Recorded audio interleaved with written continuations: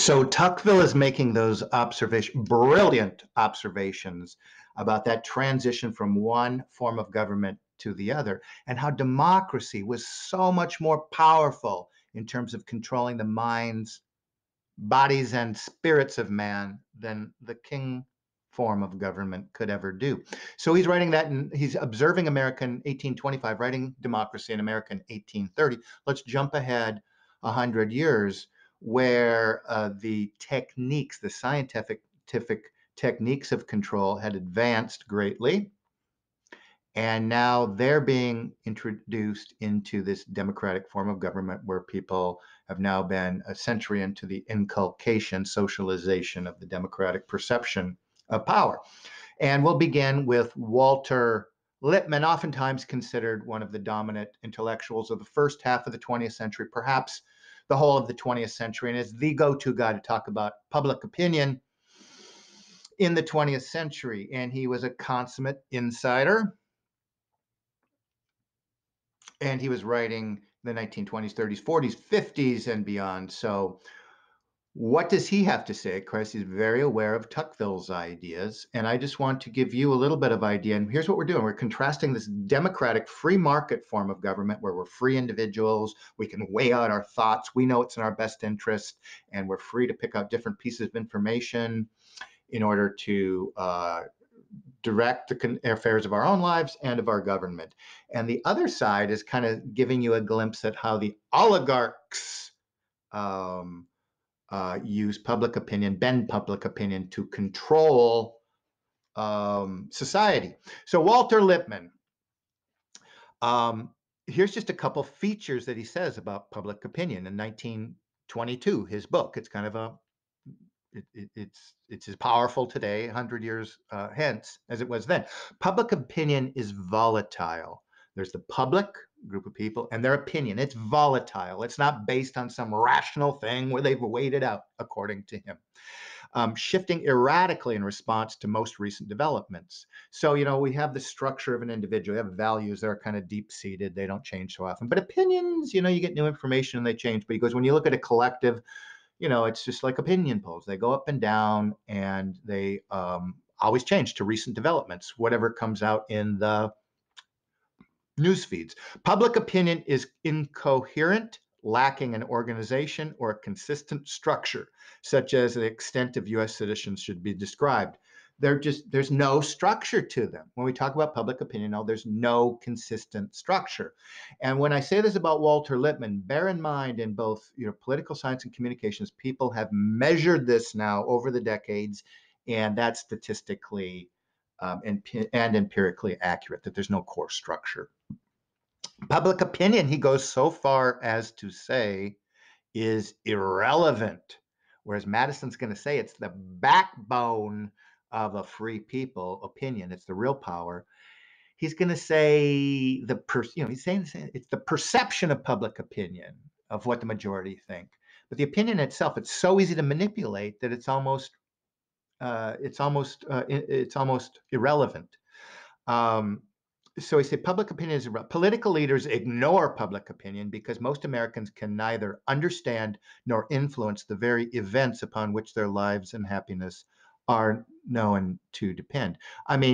Are they? And if you look at affairs in the world today, around the world, do most free people around the world want open borders and have people coming in? Do most people really do they want to have their societies demanufactured or deindustrialized? And all of these, do you really want your job sent out? Would any rational people want this if they really had all the information in front of them? But you're sold, it's this sort of spin story of globalism. Don't question it. Okay. So Walter Lippmann, he is again the most famous journalist of the 20th century. So he's not just another talking head here. So when he's saying this, what is he talking about? How did this change happen? Well, in the 20th century, something marvelous happened. In the past, people read information, words and symbols with their minds. And there was an element into the 19th century and in early 20th century where there was some reasoning going on. But he basically said all that went out the window with the advent of motion pictures. And he said, what happened when they first observed the idea of motion pictures? It was the new form of putting the cave painting images on the walls. And he would look at study after study of people in these movie theaters. If they got information and people went and read it in a newspaper, every time um, the people that saw it in the movie basically, when you get your information from moving pictures, you're going to prefer the truth brought by a attractive person rather than an unattractive person. The music in the film is going to change your. It is innumerable ways you can manipulate the information through motion pictures. And he said it was the beginning of mass scale manipulation, that really anything would be possible. You could sell Americans on any policy, any war, any tax, new tax structure that would be suggested. Anything would be possible as long as you put it in the form of moving images. So this is what he's saying. And he called it basically, people will believe whatever pictures, not words and something you can rationally, pictures in their head. So the oligarchs now in the 20th century will be all about cave paintings are those pictures. We're not literally in the cave. They're putting them into our heads. They're putting them into heads with the pictures. And Lippmann said, there is no free thinking. It's all whatever the oligarchs are doing, and he would actually use that word. What if they're controlling those pictures, the theaters, the TVs, they're putting the pictures into your head, and you're working on an assumption of the free market that you are free to choose these ideas, and there's multiple. Okay. So next on our list, Edward Bernays, and I think most people these days have heard of Lippmann and Bernays, and related to Sigmund Freud twice around and so forth on both sides. He would write a book really building upon the work of Edward Bernays. Of course, they're all related as well. And his book is called Propaganda. And again, instead of working on this model where human beings are free in a marketplace of ideas, you go, no, that's not how it works. It's called propaganda. And propaganda before the Nazi regime used to be kind of a very benign term before Nazism. Afterwards, they had to repackage that term, rebrand it. So we call it today PR. So in 1928, he comes out with a book called Propaganda, but what today we would call PR. Soft techniques of social control. So this is another total elite, total insider. I think he went to Cornell University as an undergraduate and learned animal science. Of course, you extend many of these ideas of animal control to human control. He sold World War I. He sold the Federal Reserve System. He was part of selling World War II and the whole Bretton Woods World Bank program. He was behind the sales of each of these ideas. He's famous. He's called the propagandist of the 20th century. Taught women to smoke, would get people to eat bacon, could sell ice cream to an Eskimo. This is the guy. So he's, again, working in conjunction with those ideas of Walter Lippmann, saying, basically, that model, that rational model is just ridiculous. We just say that at the university. This is how people really work. This is how you really manipulate people. So, and if you ever want to see an interesting documentary on Bernays, it's called The Century of the Self. It's a soft sell. It doesn't really look at him as a lead representative of the oligarchical class, but it's interesting. So Edward Bernays, this is a really overworked excerpt of Bernays, but let's do it anyway. Okay. Those And again, this isn't some schmuck. He was behind. He went over to Versailles and set up the whole post-World War I arrangement. He set up the whole post-World War II New World Order arrangement. So this isn't just some guy. He's actually putting this out there, okay? Those who manipulate the unseen mechanisms of society constitute an invisible government. I couldn't be much more clear. So those who manipulate the unseen mechanism, well, what are they doing? The people that own the newspapers, the Hollyweird, those who are directing our education policy are the deep state. Could that be more clear? okay? Which is the true ruling power of the country? And it's not like he didn't say this. It's not like he didn't know what he was talking about. We are governed, our minds molded, our tastes formed. Remember, we began this whole thing. Are our thoughts our own? Our taste form, our ideas suggested largely by men we have never heard of. He's not laying out an opinion, he's telling you as part of the apparatus of control. In almost it in almost every act of our lives, whether in the sphere of politics or business, in our social conduct or in our ethical thinking, we are dominated by the relatively small number of persons who understand. Again, I'm going to emphasize this when I go back to the Leibniz connection next. They've learned these techniques scientifically. Okay, small number of people who understand, they've studied it, they've used it, the mental processes and social patterns of the masses. It is they who pull the wires that control the public minds. And, I've presented this in front of students before. And if this is just new to you, people shut down. It's like somebody that saw the fire at the back of the cave. But if you start with the beginning of this course and build up, nothing seems shocking by the time we get to Edward Bernays in terms of the actual system of control. And Bernays would go far, just like Lippmann. It's not a rational actor model, human beings weighing out evidence, deciding, maximizing their utility. No, he said people are irrational. That's number one. They operate from a herd instinct. Isn't that what the master race would want? They want to control the herd. How do you do it? Well, the picture's in your head. That's how they're going to start doing it. Operate from the herd instinct. And here's where you go. And this is where the oligarchs may have a point. People actually need to be controlled because they're not very independent in their thinking or in their character. And unless people object, they say, basically, we control them because they need to be. So we've set up here this idea of a marketplace of idea, which was the ideal set up by the framers of this country. That in an ideal, we'd have people competing to produce the best ideas, the best products. And if they were successful, whether or not in the marketplace of products or the marketplace ideas, the good ideas would rise to the top. But the problem with that model is it assumes that information is free and available and not manipulated.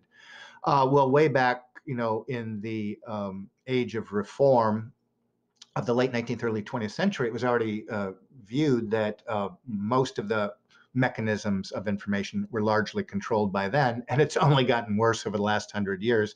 So that assumption is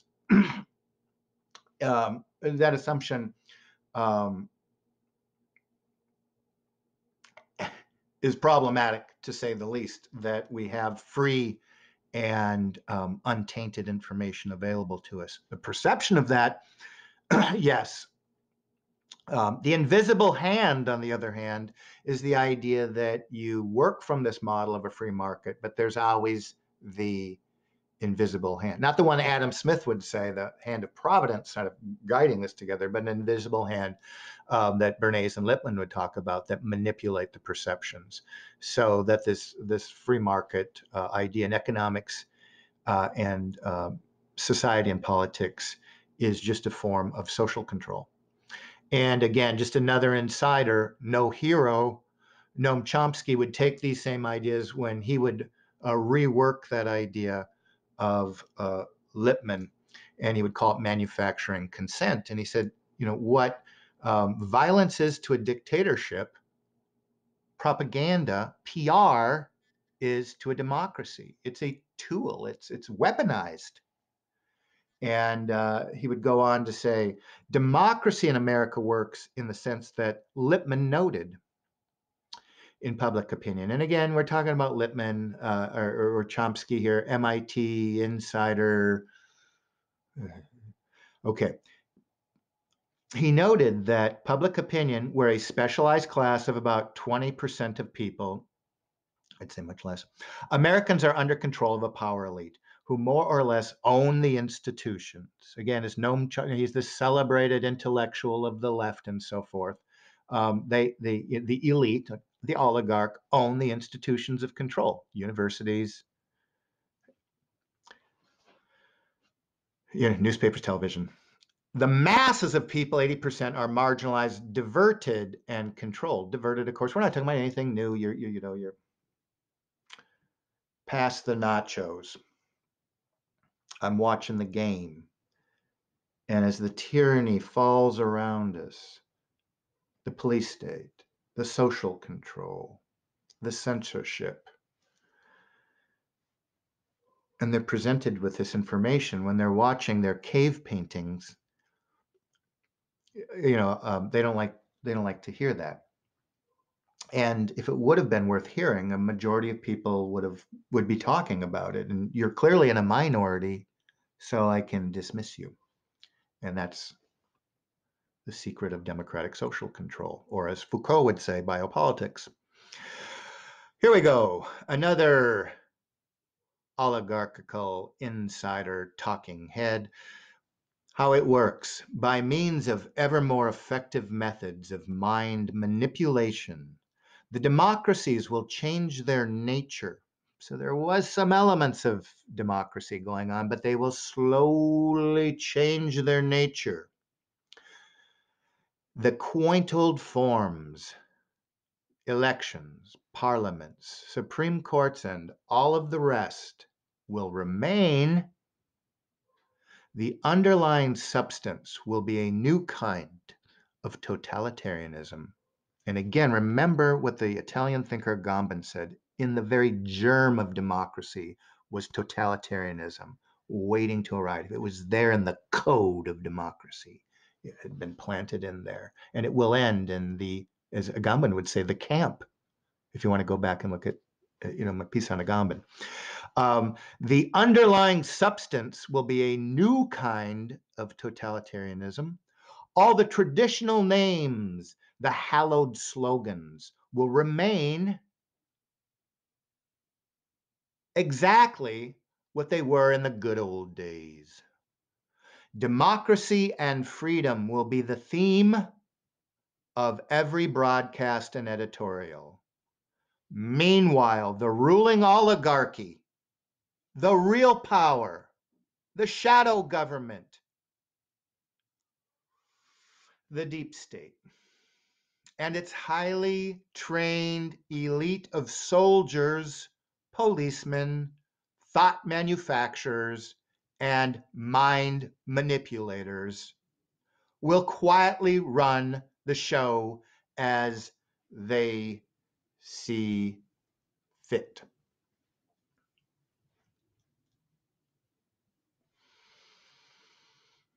And again, Huxley, there will be in the next generation or so, and this is one of his famous, the Berkeley speech, and you can go on YouTube and listen to it.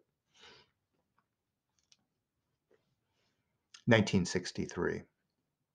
There will be in the next generation or so a pharmacological method of making people love their servitude. And I would go with pharmacological, pharmacia, pharmakia. We're talking about a type of sorcery that extends beyond pills. I think we're talking about the pictures that people put in your head. He's talking about this very broadly. So I kind of think beyond the pharmacist here. He's talking about a broad sense of sorcery. When we talk about pharmakia, it's this pervasive mind control. The pharmacological method of making people love their servitude and producing dictatorship without tears, so to speak. Producing a kind of painless concentration camp. Well, wow, that's the word that Agamben used when he said inherent in the very core and the seed of democracy at its very inception was totalitarianism. It began as a totalitarian project that will end at the camp. So isn't it funny here, Huxley using that? It'll produce a kind of painless concentration camp for entire societies so that people will in fact love to have their liberties taken away from them, but will rather enjoy it because they will be distracted from any desire to rebel by propaganda, PR, pictures in their head, or brainwashing, couldn't be much more clear, or brainwashing enhanced by pharmacological methods. And I haven't yet got way out in the fringe and talked about the oligarchs and their production of food and what they inject into the water, i.e., fluoride.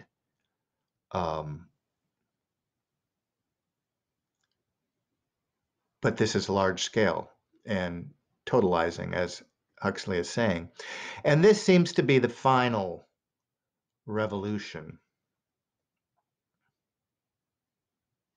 And thus we get a world, perhaps to some extent, like Jean-Jacques Rousseau would suggest, that man was born free and he is everywhere in chains. Or as Plato would say, inside of a cave where he does not select the images in front of him and cares not about his own freedom. So I'm going to leave you with a few questions, and I want to thank you for joining Dr. Deep State.